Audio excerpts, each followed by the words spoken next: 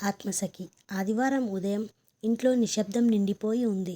కిటికీ తెరల గుండా తొంగిచూసిన సూర్యకాంతి మంచం మీద విరబూసింది. ఆ కాంతి నేరుగా సౌమ్య ముఖంపై పడింది. ఆమె కళ్ళు సగం మూసుకొని మెల్లగా తిప్పుకుంటూ నిద్రలోనే మురిపెంగా పలికింది. పక్కనే పుస్తకం చదువుతున్న అర్జున్ ఆమె మాట విని నవ్వుకున్నాడు. ఆమెను నిద్ర లేపాలని అనుకున్నా వెంటనే లేపలేదు. కాసేపు ఆ నిద్రలోని ముగ్ధైన రూపాన్ని చూస్తూ కూర్చున్నాడు. ఆ శాంతమైన ముఖం, కళ్ళ మూతల వెనుక దాగి ఉన్న కలల జాడ, పెదవులపై తీయని చిరునవ్వు, వీటన్నిటినీ చూడటం అతనికి ప్రాణానికి ప్రాణం లాంటిది. చివరికి సహించలేక మెల్లగా వంగి ఆమె చెవిలో చెప్పాడు, లేచి రా సౌమ్య, ఈరోజు మనిద్దరికీ ప్రత్యేకమైన రోజు కదా. ఆ మాట విని సౌమ్య ఒక్కసారిగా కళ్ళు తెరిచి అర్జున్ వైపు చూసింది. మర్చిపోతానని అనుకున్నావా అని అల్లరి చిరునవ్వుతో ప్రశ్నించింది. అర్జున్ నవ్వుతూ, మర్చిపోతావేమోనని నిన్న రాత్రే 10 సార్లు గుర్తు చేశాను కదా అన్నాడు. అవును, కానీ నేను మర్చిపోను. ఎందుకంటే నిన్ను పెళ్ళాడిన రోజు నా జీవితంలో అందమైన ఆరంభం. నువ్వు నా పక్కన లేకుంటే ఈరోజు కేవలం ఒక సాధారణ ఆదివారం అయిపోయేది. అర్జున్ మనసంతా మెల్లగా కరిగిపోయింది. ఆమె చేతిని పట్టుకొని మెల్లగా తన హృదయంపై ఉంచాడు. సౌమ్య, నువ్వు నా భార్య మాత్రమే కాదు, నువ్వు నా ఆత్మసఖి. నా ఊపిరిలో, నా కళ్ళలో, నా ప్రతి ఆలోచనలో నువ్వే నిండి ఉన్నావు. సౌమ్య మృదువుగా చిరునవ్వుతూ అతని భుజం మీద తలవాల్చుకుంది. ఆ క్షణం మాటలకు అతీతమైనది. గాలి కూడా ప్రేమతో నిండినట్టు అనిపించింది. కొద్దిసేపటికి ఇద్దరు వంటగది వైపు వెళ్ళారు. సౌమ్య అలవాటుగా వంట మొదలు పెట్టబోతే అర్జున్ వెంటనే ఆపేశాడు. ఈరోజు వంట నేను చేస్తాను. నువ్వు కేవలం కూర్చొని నన్ను చూసి నవ్వుతూ ఉండాలి. సౌమ్య కళ్ళలో అల్లరి వెలిగింది. నువ్వు వంట చేసే వంటకం రుచిగా కాకపోయినా నా మనసుకు మాత్రం తీయగానే ఉంటుంది. అర్జున్ వెంటనే తల ఊపాడు.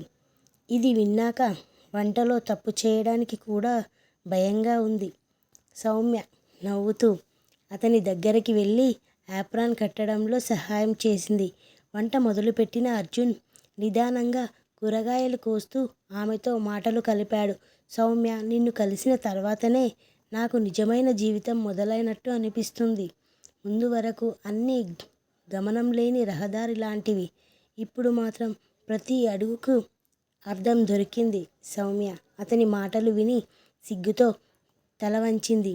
మెల్లగా అతని వెనుకకు వెళ్ళి భుజాలపై చేతులు వేసి, నువ్వు అలా మాట్లాడితే నేను నీకే పరవశమైపోతాను అర్జున్ అని మృదువుగా అన్నది. వంట పూర్తి అయిన తర్వాత ఇద్దరు కలిసి కూర్చొని తిన్నారు. ఆ తినుబండారంలో రుచికి మించినది వారిద్దరి మధ్య ఉన్న ఆత్మీయత. ప్రతి ముక్క తినేటప్పుడు అర్జున్ సౌమ్య ముఖాన్ని గమనిస్తూ ఆమెకు ఏది నచ్చిందో తెలుసుకోవాలని తపన పడ్డాడు. తినడం అయిపోయాక ఇద్దరూ బాల్కనీలో కూర్చున్నారు. బయట గాలి తాకుతూ జాస్మిన్ పరిమళం వెదజల్లింది. సౌమ్య ఆకాశాన్ని చూస్తూ, నువ్వు నా జీవితంలోకి రాకపోతే నేను ఎక్కడో ఒంటరిగా ఉండేదాన్ని. నువ్వు నన్ను పూర్తి చేశావు అర్జున్ అని అనింది. అర్జున్ ఆమె చేతిని బిగువుగా పట్టుకున్నాడు. ఒక విషయం తెలుసా సౌమ్య, మనం భార్యాభర్తలుగా కలిసే ముందు నుంచే మన ఆత్మలు ఎక్కడో కలిశాయి అనిపిస్తుంది. అందుకే నేను నిన్ను మొదటిసారి చూసినప్పుడే నా గుండె ఒక్కసారిగా గట్టిగా కొట్టుకుంది. సౌమ్య కళ్ళలో నీరు పొంగింది. నువ్వు చెప్పిన ప్రతి మాటకు నా ప్రాణం అర్జున్. ఆమె కన్నీళ్లు తుడుస్తూ అతను దగ్గరగా వాలి మెల్లగా ముద్దిచ్చాడు. ఆ ముద్దులో ప్రేమ, నమ్మకం, ఆత్మీయత అన్నీ కలిసిపోయాయి. రోజు మొత్తం వారు ఒకరితో ఒకరు చిన్న చిన్న విషయాలు పంచుకుంటూ గడిపారు. కొన్నిసార్లు తగాదాలు, ఆ తర్వాత ఆ క్షణంలోనే నవ్వులు, తిరిగి ముద్దులు. ఇదే వారి ప్రేమ బంధం. రాత్రి 10 అయ్యేసరికి ఇద్దరూ ఇంటి టెర్రస్ మీద కూర్చున్నారు.